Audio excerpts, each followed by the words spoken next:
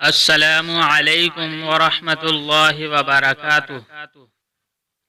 حضرت خواجہ معین الدین چشتی رحمۃ اللہ علیہ وہ روحانی اور مذہبی پیشوا تھے جن کا ادنا سا اشارہ تقدیر بدلنے کے لیے کافی تھا۔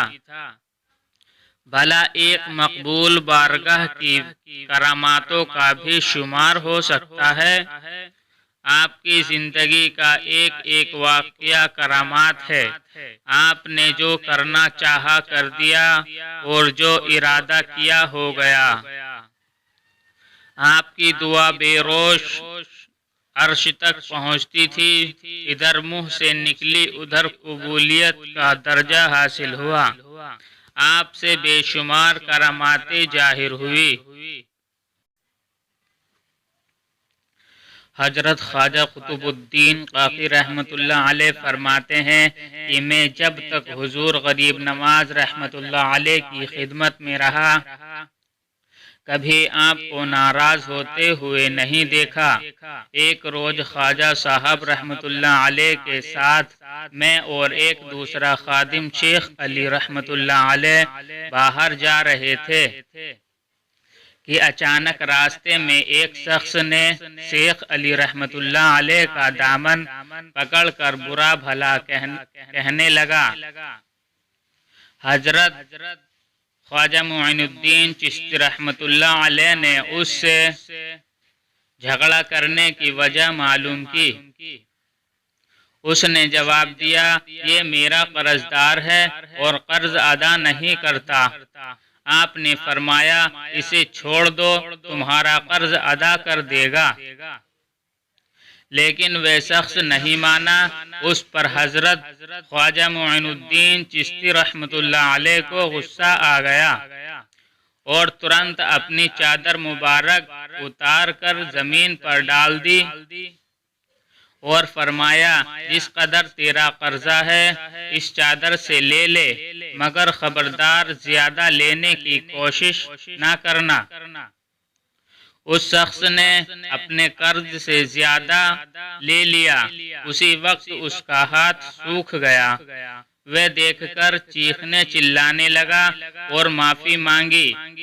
آپ نے اسے معاف کر دیا۔ اس کا ہاتھ فوراً درست ہو گیا۔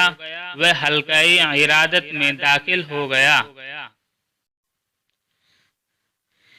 ایک روز ایک عورت روتی چلاتی آپ کی خدمت میں حاضر ہوئی۔ بدحواسی و بیتابی میں آپ سے عرض کرنے لگی، حضور شہر کے حاکم نے میرے بیٹے کو بے قصور قتل کر دیا ہے، خدا کے لیے آپ میری مدد کیجیے۔ اس عورت کی درد بھری فریاد میں آپ کے اندر رحم و ہمدردی پیدا ہو گئی۔ آپ ترنت عصائے مبارک ہاتھ میں لے کر اٹھے اور اس عورت کے ساتھ روانہ ہو گئے۔ بہت سے حاضرین بھی آپ کے ساتھ ہو گئے۔ جب آپ لڑکے کی بے جان لاش کے پاس پہنچے تو بہت دیر تک چپ رہے اور کھڑے کھڑے اسی طرف دیکھتے رہے۔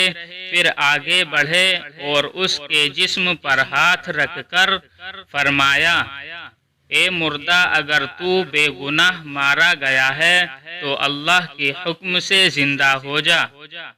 اور آپ کی زبان مبارک سے یہ شبد نکلے ہی تھے کہ مردہ زندہ ہو گیا۔ آپ نے اسی وقت فرمایا، بندے کو اللہ تعالیٰ سے اس قدر نسبت پیدا کرنی چاہیے کہ جو کچھ خدائے تعالیٰ کی بارگاہ میں عرض کرے قبول ہو جائے۔ اگر اتنا بھی نہ ہو تو وہ فقیر نہیں۔ ایک شخص قتل کرنے کی نیت سے آپ کے پاس آیا۔ آپ کو اس کا ارادہ معلوم ہو گیا۔ اس شخص نے آپ کی خدمت میں حاضر ہو کر بڑے عقیدت کا اظہار کیا۔ آپ نے اس سے فرمایا، میں موجود ہوں، تم جس نیت سے میرے پاس آئے ہو اسے پورا کرو۔ یہ سنتے ہی وہ شخص کانپ اٹھا اور بہت عاجزی سے کہنے لگا، حضور میری ذاتی خواہش یہ نہیں تھی، بلکہ فلاں شخص نے مجھے لالچ دے کر مجبور کیا کہ میں اس نامناسب حرکت کو کروں۔ پھر اس نے اپنی بغل سے چھری نکالی اور آپ کے سامنے رکھتے ہوئے عرض کیا، آپ مجھے اس کی سزا دیجیے۔ آپ نے فرمایا، اللہ کے بندوں کا مقصد بدلہ لینا نہیں، جا میں نے تجھے معاف کیا۔ وہ شخص نے اس وقت آپ کے قدموں پر گر کر توبہ کی اور ایمان لا کر مرید ہو گیا۔